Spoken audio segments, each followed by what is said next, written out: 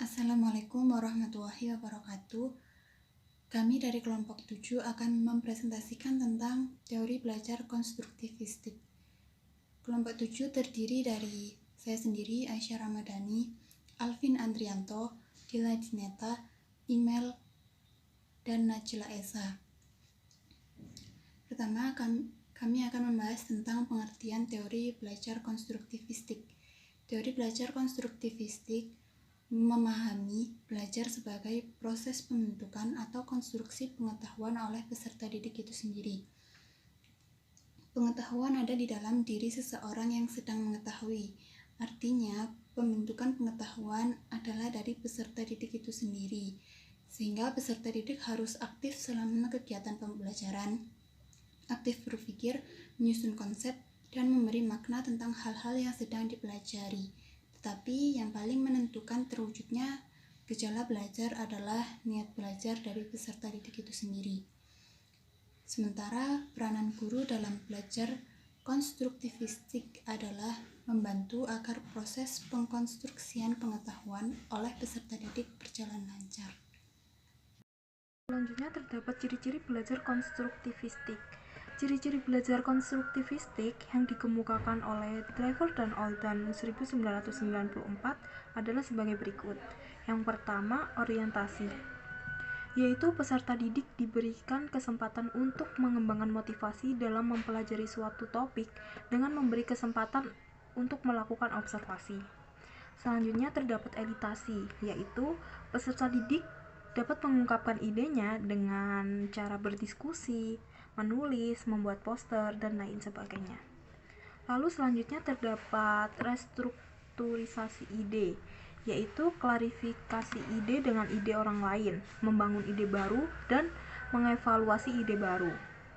Selanjutnya, penggunaan ide baru dalam setiap situasi, yaitu ide atau pengetahuan yang telah terbentuk perlu diaplikasikan dalam bermacam-macam situasi. Lalu selanjutnya review. Review yaitu dalam mengaplikasikan pengetahuan, gagasan yang ada perlu direvisi dengan menambahkan atau mengubah. Baik, selanjutnya ada paradigma teori belajar konstruktivistik. Memandang peserta didik sebagai pribadi yang sudah memiliki kemampuan awal sebelum mempelajari sesuatu. Kemampuan awal tersebut akan menjadi besar dalam mengkonstruksi pengetahuan yang baru. Oleh sebab itu, meskipun kemampuan awal tersebut masih sangat sederhana atau tidak sesuai dengan pendapat apapun, sebaiknya diterima dan dijadikan dasar pembelajaran dan pembimbingan. Peran kunci guru dalam interaksi pendidikan adalah mengendalikan yang meliputi satu, menumbuhkan kemandirian dengan menyediakan kesempatan untuk mengambil keputusan dan bertindak. Yang kedua, menumbuhkan kemampuan mengambil keputusan dan bertindak dengan meningkatkan pengetahuan dan keterampilan peserta didik. Yang ketiga, menyediakan sistem dukungan yang memberikan kemudahan belajar agar peserta didik mempunyai peluang optimal untuk berlatih. Selanjutnya, tokoh-tokoh teori belajar konstruktivistik. Yang pertama ada Jerome Bruner. Jerome Bruner banyak memberikan pandangan tentang perkembangan kognitif manusia, bagaimana manusia belajar atau memperoleh pengetahuan, menyimpan pengetahuan, dan mentransformasikan pengetahuan tersebut. Bruner menyatakan bahwa belajar lebih berhasil jika konsepnya diarahkan pada konsep-konsep dan struktur yang termuat dalam tema yang diajarkan. Menurut Bruner, dalam belajar melibatkan 3 proses yang terjadi hampir bersamaan. Ketiga proses belajar tersebut adalah memperoleh informasi baru, transformasi informasi, menguji relevansi informasi dengan ketepatan pengetahuan. Selanjutnya ada John Dewey. John Dewey berpandangan bahwa sekolah seharusnya mencerminkan kehidupan masyarakat secara lebih besar dan kelas adalah laboratorium untuk memecahkan masalah kehidupan nyata. Dewey menganjurkan agar guru mendorong siswa untuk terlibat dalam proyek atau tugas yang berorientasi pada masalah serta dapat membantu siswa dalam menyelidiki masalah-masalah intelektual dan sosial. Baik, selanjutnya ada Lev Vygotsky. Menurut Vygotsky, perkembangan intelektual dapat dininjau dari konteks historis dan budaya pengalaman anak. Perkembangan intelektual juga bergantung pada sistem-sistem isyarat yang mengacu pada simbol-simbol yang diciptakan untuk membantu orang berpikir, berkomunikasi, dan memecahkan sebuah masalah. Vygotsky menghendaki adanya setting kelas berbentuk kooperatif antar kelompok siswa dengan kemampuan yang berbeda-beda, sehingga mereka dapat berinteraksi dan memunculkan strategi dan memecahkan masalah. Dalam proses pembelajaran, Vygotsky menekankan pada perancahan atau scaffolding, sehingga semakin lama siswa akan semakin dapat mengambil tanggung jawab untuk pembelajarannya dia sendiri. Selanjutnya ada Jean Piaget. Jean Piaget dikenal sebagai tokoh konstruktivisme yang pertama. Piaget menegaskan bahwa penekanan teori konstruktivisme adalah proses untuk menemukan teori atau pengetahuan yang dibangun dari realita.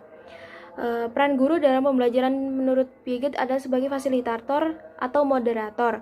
Piaget menekankan bahwa ilmu pengetahuan dibangun dalam pikiran anak dengan kegiatan asimilasi dan akomodasi sesuai skema yang dimilikinya. Proses mengkonstruksi pengetahuan menurut Piaget meliputi skemata, asimilasi, akomodasi, dan keseimbangan.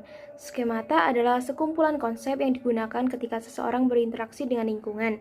Asimilasi merupakan proses kognitif di mana seseorang mengintegrasikan persepsi, konsep, ataupun pengalaman baru ke dalam skema atau pola yang sudah ada dalam pikirannya. Akomodasi terjadi untuk membentuk skema baru yang cocok dengan rangsangan yang baru atau memodifikasi skema yang telah ada sehingga cocok dengan rangsangan tersebut. Sedangkan keseimbangan atau ekuilibrasi terjadi antara asimilasi dan akomodasi. Keseimbangan dapat membuat seseorang menyatukan pengalaman luar dan struktur dalamnya. Kemudian yaitu tujuan dari teori belajar konstruktivistik. Menurut Taubira, terdapat 3 tujuan dari teori ini. Yang pertama yaitu mengembangkan kemampuan siswa untuk mengajukan pertanyaan dan mencari jawabannya sendiri. Yang kedua, membantu siswa untuk mengembangkan pengertian pemahaman konsep secara lengkap. Yang ketiga, mengembangkan kemampuan siswa untuk menjadi pemikir yang mandiri, lebih menekankan pada proses bagaimana belajar itu. Selanjutnya, implementasi teori belajar konstruktivistik dalam pembelajaran. Terdapat 4 implementasi, yaitu penjelasan atau ceramah, tanya jawab, diskusi, dan penugasan.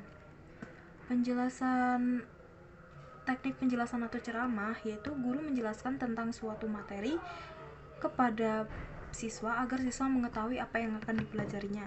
Lalu pada teknik tanya jawab, sebelum kegiatan inti dalam suatu pembelajaran itu berlangsung, guru dan siswa dapat melakukan tanya jawab yang berhubungan dengan materi yang akan diajarkan.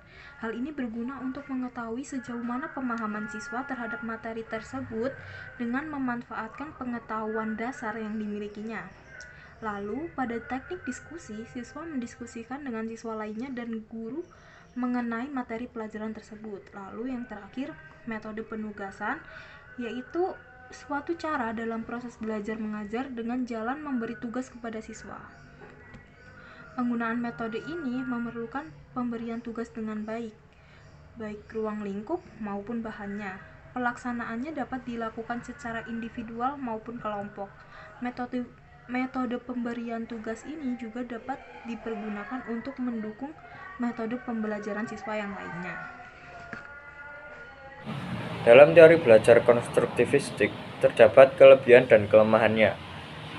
Kelebihannya yaitu yang pertama, membina pengetahuan yang baru, membentuk siswa untuk mencari ide, menyelesaikan masalah sendiri, dan membuat keputusannya sendiri. Yang kedua, proses pemahaman siswa terlibat secara langsung dalam membina pengetahuan yang baru. Yang ketiga, proses pengingatan siswa terlibat secara langsung dengan aktif sehingga siswa akan ingat lebih lama tentang semua konsep yang telah dipelajari. Yang keempat, dalam kemahiran sosial siswa dapat dengan mudah berinteraksi dengan teman dan guru dalam membina pengetahuan yang baru.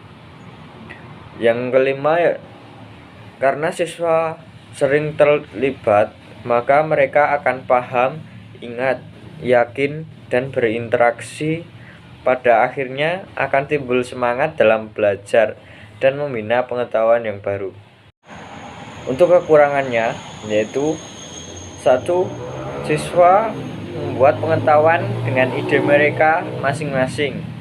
Oleh karena itu, ide tersebut berbeda dengan pendapat para ahli. Yang kedua, cara ini menanamkan supaya siswa membangun pengetahuannya sendiri. Hal ini pasti membutuhkan waktu yang cukup lama, apalagi untuk siswa yang malas. Yang ketiga yaitu kondisi pada setiap sekolah mempengaruhi keaktifan siswa dalam membangun pengetahuan yang baru dan keaktifan siswa sendiri. Demikian presentasi dari kelompok kami. Apabila ada kurang lebihnya mohon maaf. Atas perhatiannya disampaikan terima kasih. Wassalamualaikum warahmatullahi wabarakatuh.